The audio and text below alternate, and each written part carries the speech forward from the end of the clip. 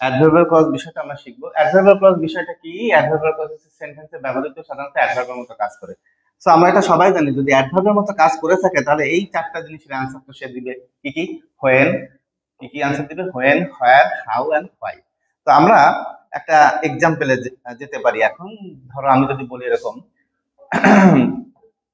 You can গো, তুমি যেতে পারো, হোয়ার ever you like, where ever you like. ধরো পরীক্ষার হলে তোমাদের এটা আসছে এবং এটা নিচে আমাদের আন্ডারলাইন করা আছে।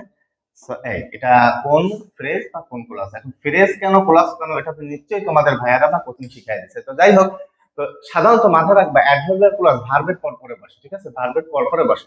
তো সেক্ষেত্রে আবার আবার নাউন ক্লজও হতে পারে। এই জন্য এটা শিওর করার জন্য আমরা এই যে টোটাল যে আন্ডারলাইন অংশটুকু, এটার পরিবর্তে আমরা একটা ইট বসাবো। ইট বসালে যদি সুন্দর প্রপার মিনিং আসে তাহলে সেটা নাউন ক্লজ, আর যদি না আসে তাহলে সেটা কোন ক্লজ হবে? Adverbial clause. তাহলে একটু আমরা অর্থ দেখি। ইউ ক্যান গো ইট, ঠিক আছে? তাহলে কেমন হয়ে গেল?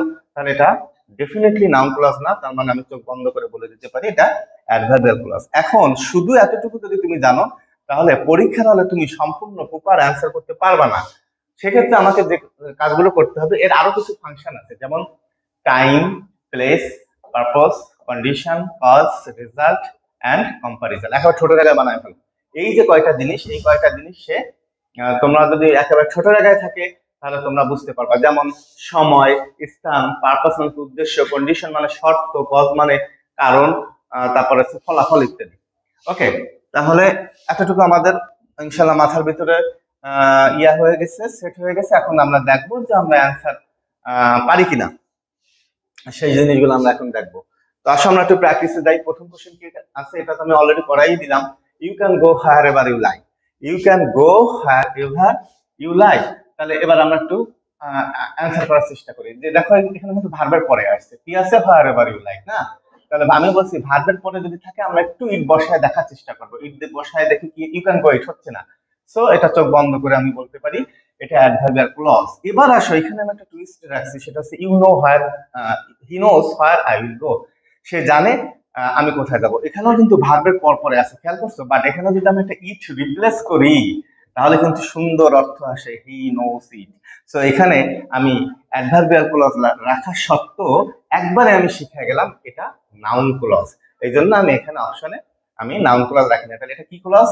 Noun clause. তাহলে আমার প্রথম যে আমি রুলটা শিখাই দিলাম যে ইট, এটা দেখো বসাইলে সুন্দর অর্থ আসে না, দেখছো এটা অ্যাডভার্ব, এটা যেহেতু সুন্দর অর্থ আসে তো এটা একটা নাউন ক্লজ।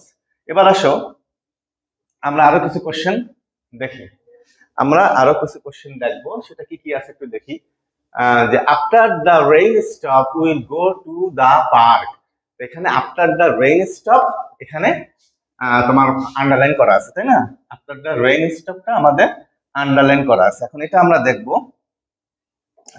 দেখো কখন, কখন আমরা যাব? Will go to the park, সেটা হচ্ছে আফটার দা রেইন স্টপ, মানে সময় বোঝাচ্ছে। দ্যাটস ওয়াই চোখ বন্ধ করে এটা অ্যাডভার্বিয়াল ক্লজ কোথায় আছে? চোখ বন্ধ করে অ্যাডভার্বিয়াল ক্লজ, ঠিক আছে? ওই যে আমি ফাংশন গুলোর কথা বলছিলাম, দেখো ওই যে প্রথম যে আমরা সূত্র বলছি যে সেটা হচ্ছে ভার্বের পর পরে বসে অ্যাজ ওয়েল অ্যাজ যদি ইট দ্বারা রিপ্লেস করলে সুন্দর অর্থ না আসে। ওই থিওরি দিয়ে কিন্তু তুমি এই কোশ্চেনে অ্যান্সার করতে পারবে না। সেক্ষেত্রে ফাংশন গুলো জানতে হবে। যেমন if you make a promise you must keep it. তাহলে এটা দ্বারা কি বোঝাচ্ছে? এটা দ্বারা না শর্ত বোঝাচ্ছে।